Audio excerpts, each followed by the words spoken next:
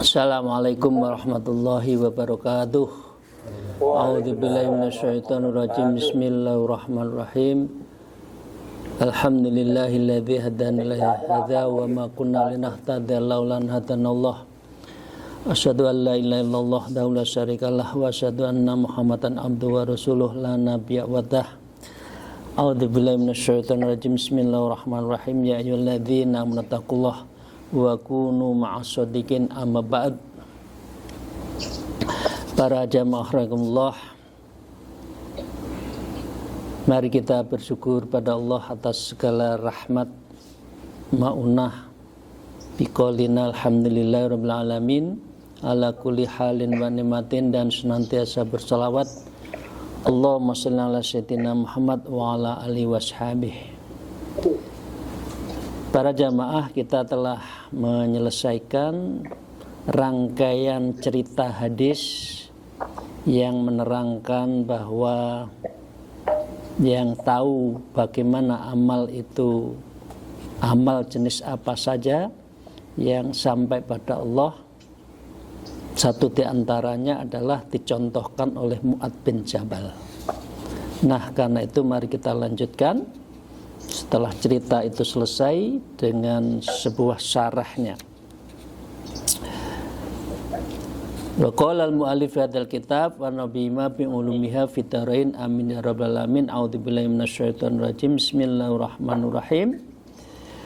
Wa qala Khalid bin Ma'dan rahimahullah ta'ala, dan berkata Syekh Khalid bin Ma'dan rahimahullah, beliau mengatakan, fama ra'aitu ahadan aktsara tilawatul lil Qur'anil azim min Mu'adz. Karena Mu'adz ini yang selalu nempel pada Rasulullah, maka Syekh Khalid mengatakan, maka tidak pernah saya melihat seorang lebih banyak tilawatul Qur'an, membaca Al-Qur'anul azim, min Mu'adzin, dibanding dengan Mu'adz.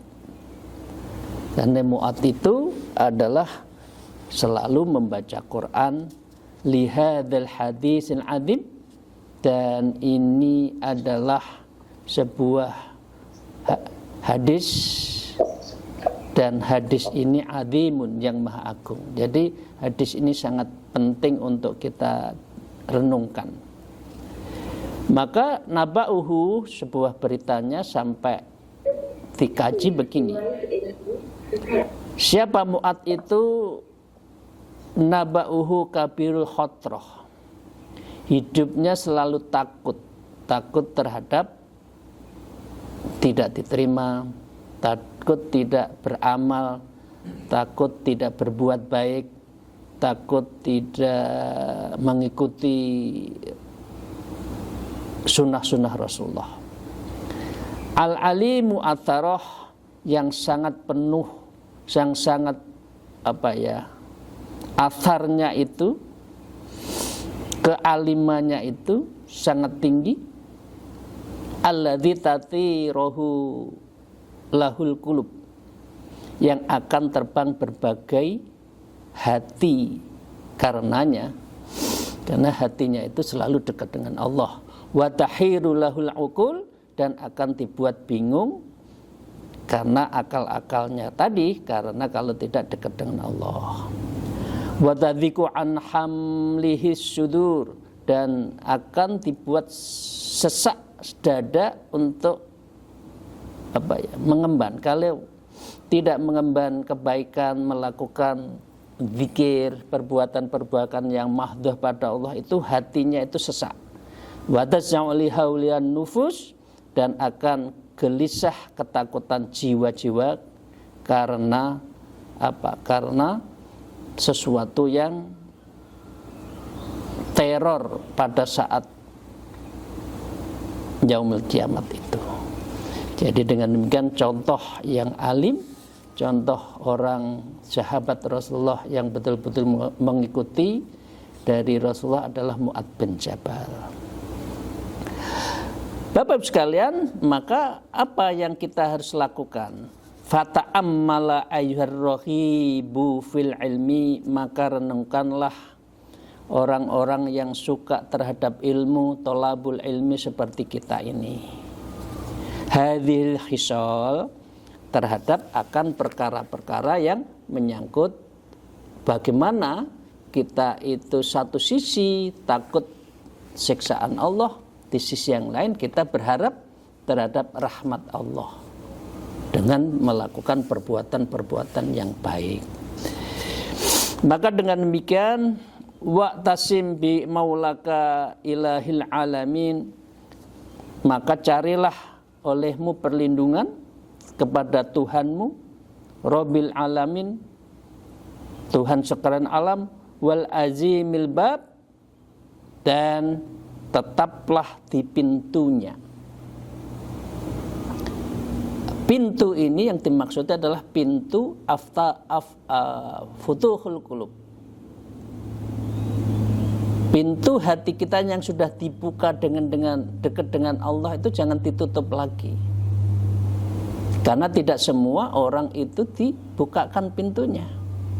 Ada orang yang diajak berapapun, diteriakin apapun tidak bisa.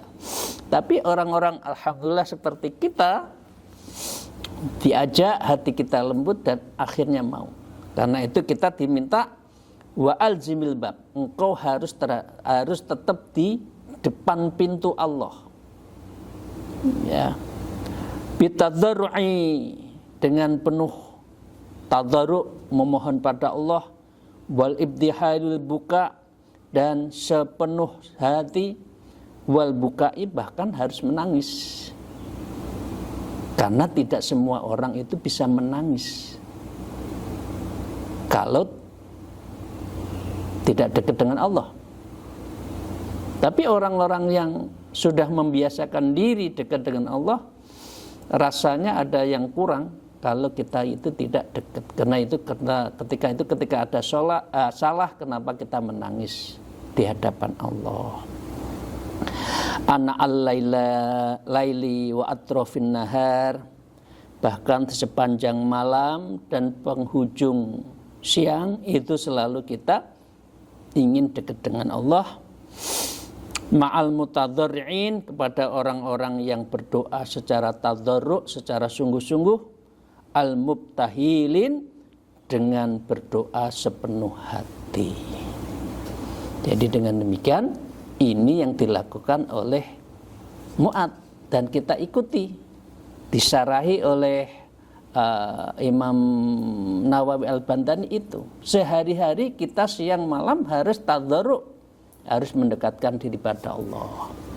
Fa innahu la tajata min hadil amr, karena sesungguhnya tidak ada yang dapat terselamatkan dari perkara ini illa bi rahmati, kecuali rahmat Allah. Karena itu yang kita inginkan kan rahmat Allah, kasih sayang Allah. Kasih sayang Allah itu melebihi dari kesalahan kita. Segunung apapun, sebanyak buih di lautan, kalau rahmat Allah diturunkan, maka orang itu dalam ampunan Allah.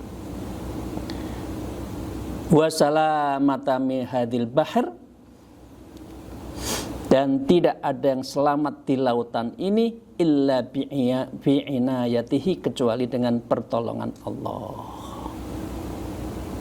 Jadi dengan demikian Rasulullah sampai mengatakan, saya masuk surga itu tidak karena amal saya, karena saya juga tahu amal saya itu diterima atau tidak.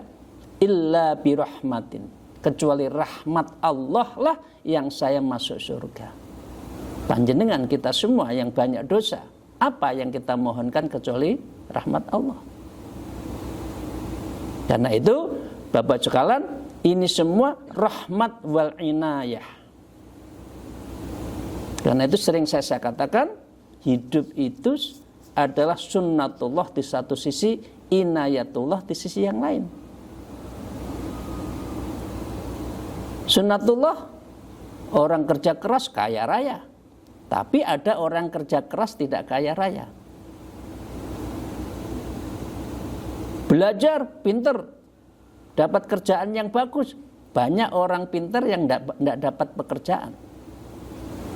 Karena itu selain sunnatullah, yang terpenting di dalam hidup ini memohon inayatullah, pertolongan Allah. Orang kalau tidak ditolong oleh Allah ya sulit. Nah, itu yang penting, sunnatullah di satu sisi, artinya ikhtiar kita harus kita lakukan, tetapi mohon inayatullah adalah sesuatu yang harus kita mohonkan kepada Allah Subhanahu wa taala. Fajahid nafsaka, maka dengan demikian engkau harus sungguh-sungguh nafsaka, dirimu, fi hadil uqbatil mukhawwifah, di dalam menghadapi tahapan-tahapan yang sangat menakutkan, di dalam sakaratul mautnya, di dalam alam barzahnya, mahsyarnya, hisabnya, siratal mustaqimnya, itu harus kita takut dan kita harus dengan izin Allah memohon bisa ditolong oleh Allah. La'allaka la tahliku minal halikin, dan semoga engkau tidak bersama orang-orang yang halak, orang yang binasa. Amin ya rabbal alamin. Maka dengan demikian, di dalam Imam Ghazali mengatakan, wa'lam an a'dhamal asbabi fi rusuh, ketahuilah bahwa sebab-sebab terbesar dalam mengakar yang kuat itu hadhil khayaitin, yaitu tentang sifat-sifat yang keji, dan itu yang sangat membahayakan. Apa itu? Allati hiyal ghibah, membiasakan dirinya ghibah, wal fakhr, angkuh, wal kibr, sombong, wal ujub, orang yang membanggakan dirinya, wal hasad, orang yang hasad terhadap orang lain, SMS ya, senang melihat orang susah, susah melihat orang senang itu, wasum'ah, dan dia ingin ketenaran, warya, dan orang yang riya. Ini adalah sumber-sumber kehancuran. Karena itu, di mana penyakit-penyakit itu fil qalbi, di dalam hati kita. Maka dengan demikian tolabul ilmi li ajl mubahatin, maka engkau harus mencari ilmu ya, tapi jangan mubahah, berbangga-banggaan, wal munafasah, dan ingin bersaing, saya yang terbaik, maka itu tidak diperkenankan. Nah, ini adalah cara kita untuk membentengi diri kita itu, untuk penyakit hati semua itu dengan zikir, dengan membersihkan hati, tasfiyatul qalbi wa tasfiyatul nafs, membersihkan jiwa kita dan membeningkan mata hati, baru insya Allah penyakit-penyakit tadi itu adalah bisa kita hindari. Nah, karena apa? Kalau sudah penyakit itu, meskipun kita ahli ilmu, ar-rahbati fi kauni ilmi li nafsihi, maka ilmu itu biasanya untuk diri sendiri, enggak untuk orang lain. Ilmu diperjualbelikan, khossah, ya, tidak untuk yang lain, duna ghairih, tidak untuk yang lain, li annaha nafsi, semua itu adalah untuk dirinya. Di nafisun, ini adalah dirinya untuk agar mendapatkan sesuatu. Fal'am, maka bagi orang awam, lam yatafaqqah, maka engkau orang yang tidak fakih, bima'zalin, yang terisolasi, an aktsari hadil hisal wal munafaqati mustahdifun, yaitu dari kebanyakan pekerti-pekerti, sedangkan orang fakih, orang itu adalah mustahdifin, selalu menjadi orang, artinya sasaran. Laha artinya baginya itu hadhil khisalin, dari pekerti ini. Artinya begini, orang alim itu godanya banyak. Ya, katakan kiai, ustadz, dengan segala hormat, mursyid, itu godanya banyak. Minimal tadi, ghibah, fakir, kibir, ujub, hasad, sum'ah, inginnya dipuji-puji, riya. Nah, ini harus kita bersihkan. Maka dengan wa mu'ta'aridun lil halaki bisababiha, dan ia menyongsong kehancuran dengan sebab-sebabnya pekerti itu tadi, yang penyakit hati itu. Nah, mohon kiranya kita membersihkan, belajar ikhlas, sabar, istiqomah, tanpa untuk kepentingan li ghairillah, kecuali selain Allah tidak boleh, maka harus lillahi ta'ala. Fangdur, maka dengan demikian Imam Ghazali mengatakan fangdur, renungkanlah. Au mu'rikun ahamun, maka urusan-urusan yang lebih penting, ata'allamu kaifiyatal khadri min hadil muhlikat, apakah kamu belajar dan cara menghindari dari hal-hal yang bisa membinasakan. Maka kita harus jaga amal kita itu jangan hangus. Sudah menanam amal dari kecil besar, tuanya jadi ahli ghibah, ahli hasad, ya hilanglah begitu. Maka harus kita jaga dari minal halikin, dari kerusakan itu. Fastaghil, maka hendaklah engkau menyibukkan diri bi islahil qalbika, dengan memperbaiki hatimu. Karena hati inilah kunci dari semua amal kita. Wa imarati akhiratika, dan engkau harus memakmurkan akhiratmu.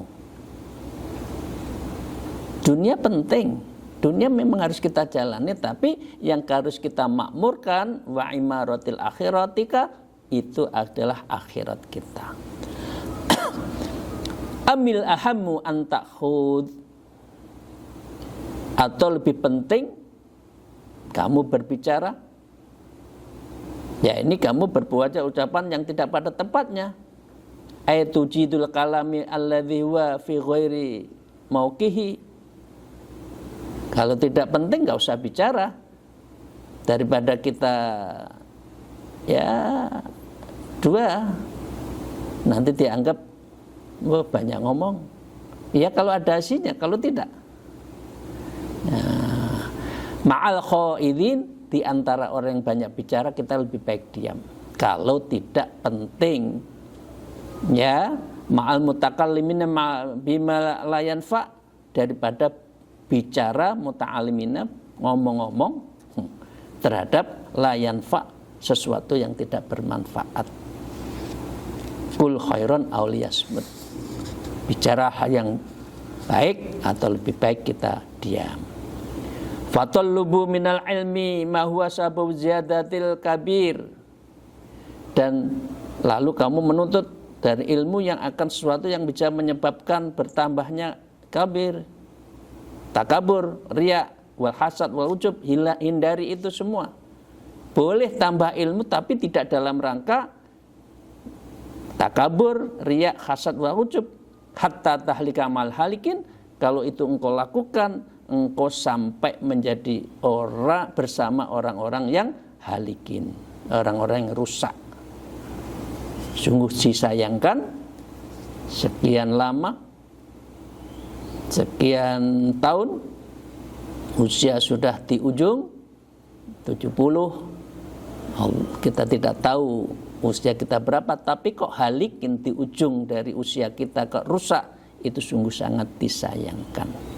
Wa'lam ahlil khisal, ketahuilah bahwa pekerti-pekerti ini dari tiga pekerti termasuk minat salasi ummahatil khabaisil qulub, itu adalah penyakit-penyakit yang bisa merusak hati tadi. yaitu riya, hasad, ujub. Itu adalah sumber dari 3 penyakit hati yang sangat bisa merusak diri kita. Bapak Ibu sekalian, kemudian disarai oleh Imam Nawawi.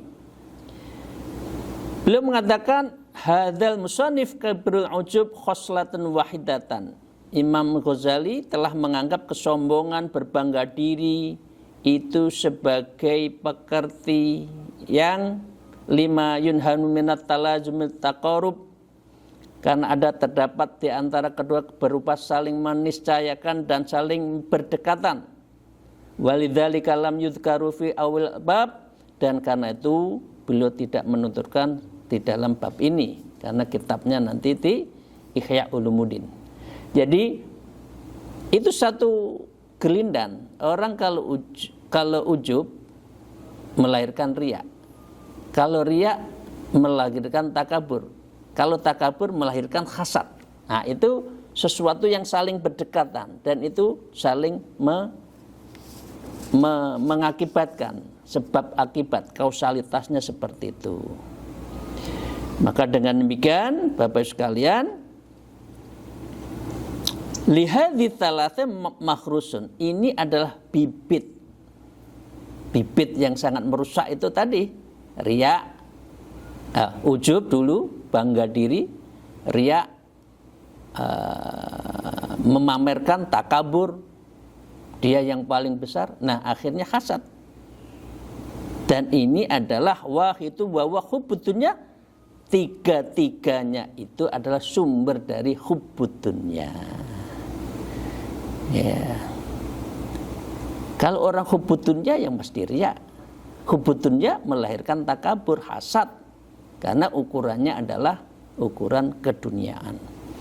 Karena itu walidzalika qala Nabi sallallahu alaihi wasallam, karena itu Rasulullah sallallahu alaihi wasallam bersabda, hubbudunya ra'su kulli khati'atin, cinta dunia adalah pangkal setiap kesalahan.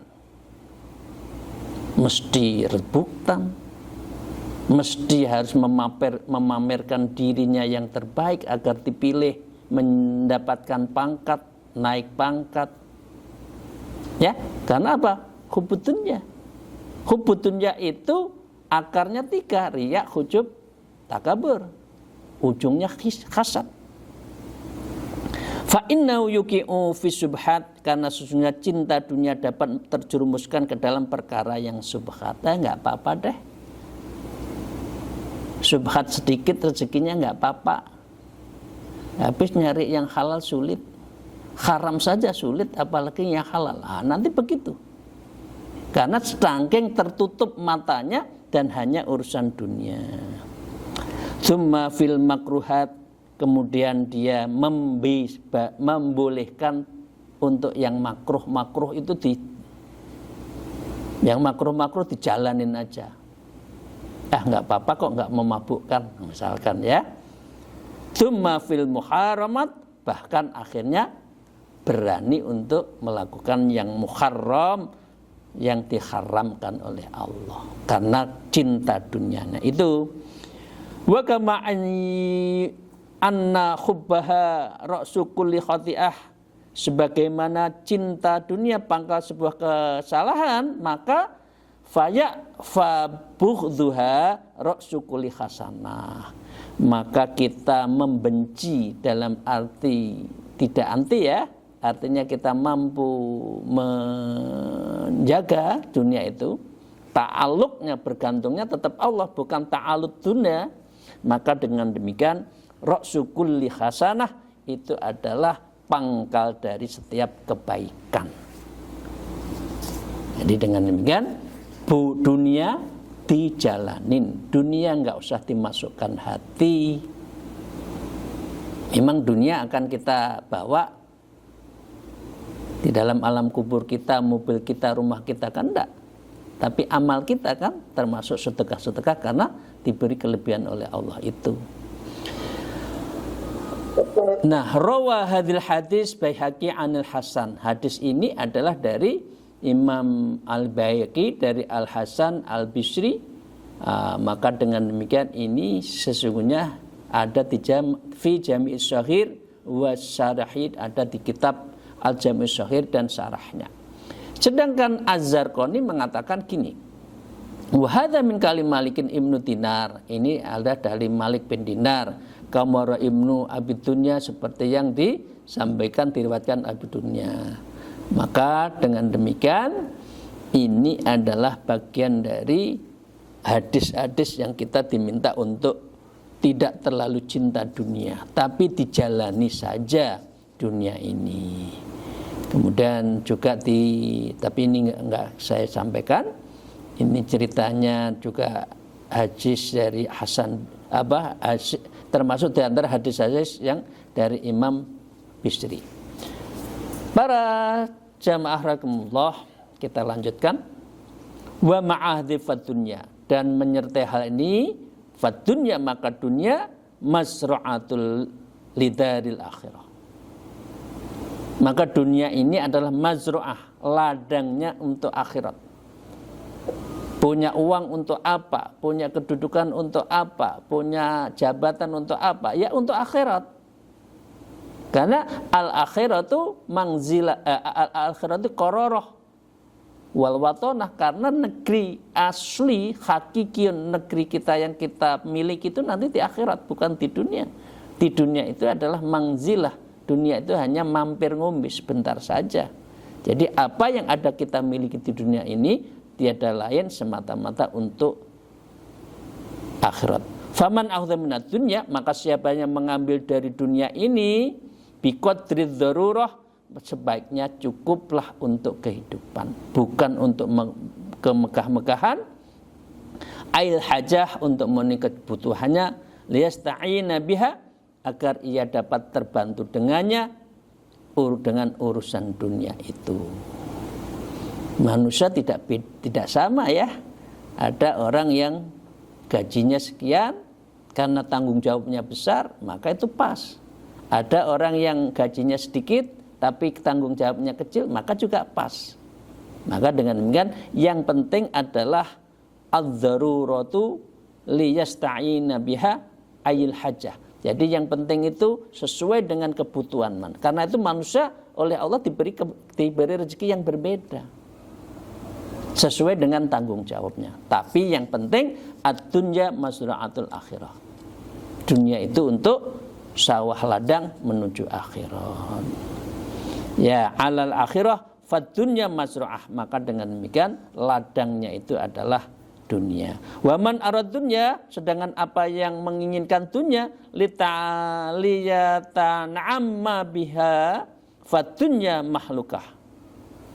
Kok nyari dunia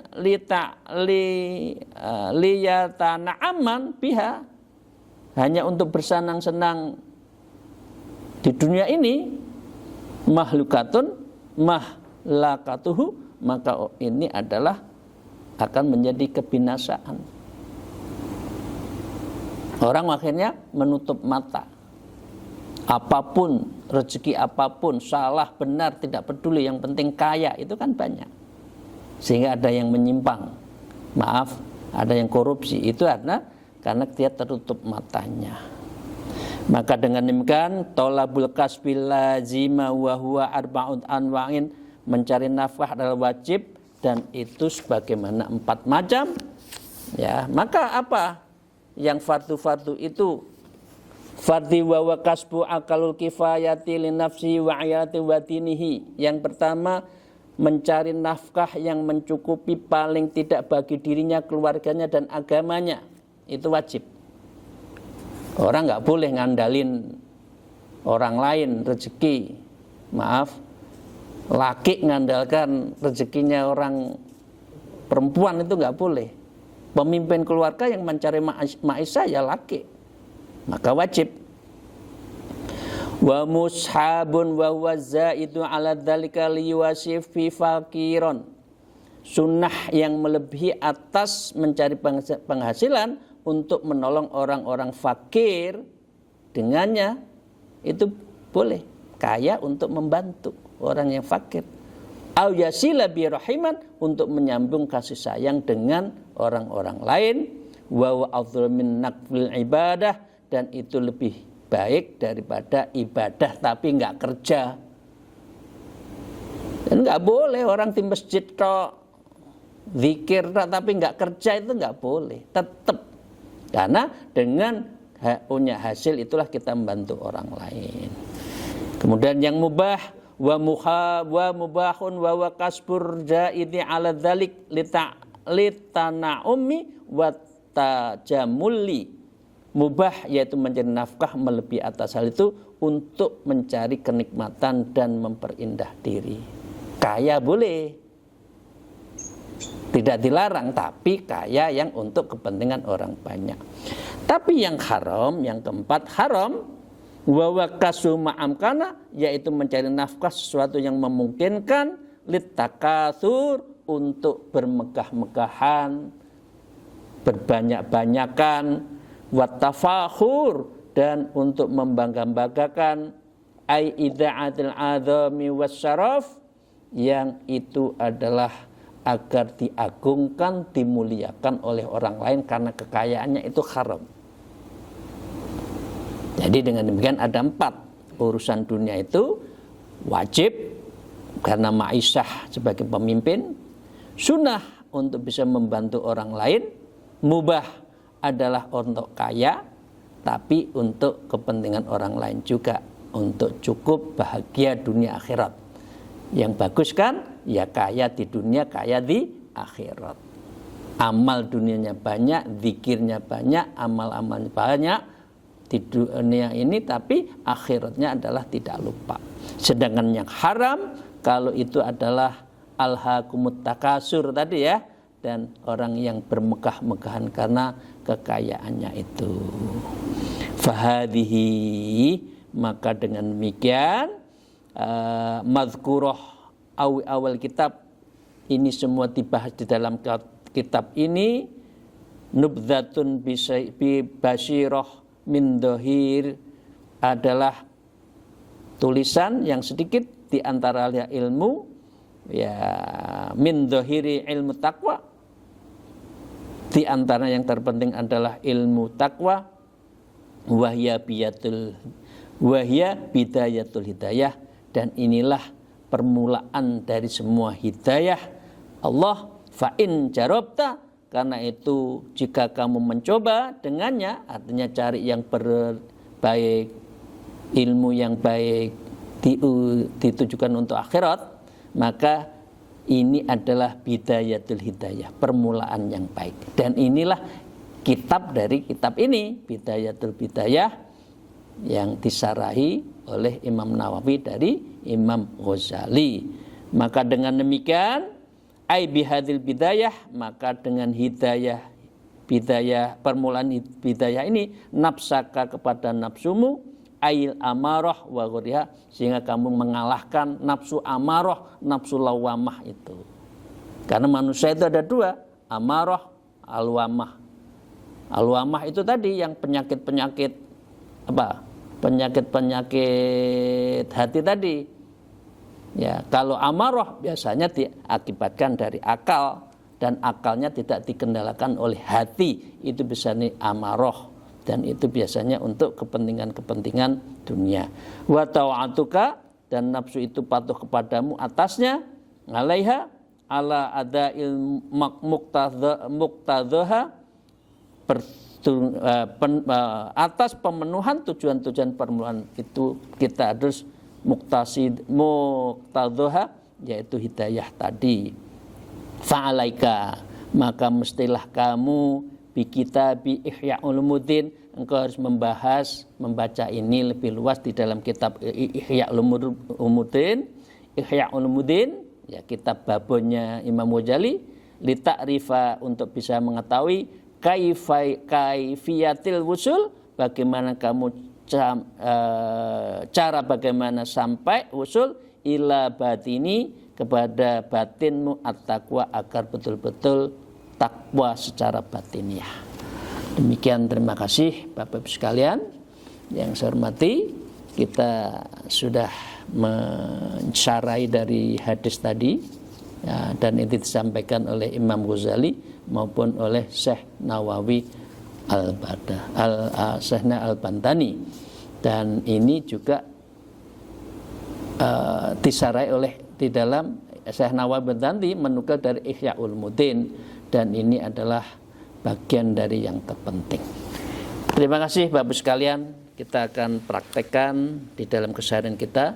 Semoga kita diberi kemudahan untuk menjadi orang-orang yang baik di dunia, selamat di dunia, dan juga selamat di akhirat, bahagia di dunia dan bahagia di akhirat. Demikian, terima kasih. Akhul kalam, alfu minkum, wallahul muwafiq ila aqwamit thariq. Assalamualaikum warahmatullahi wabarakatuh.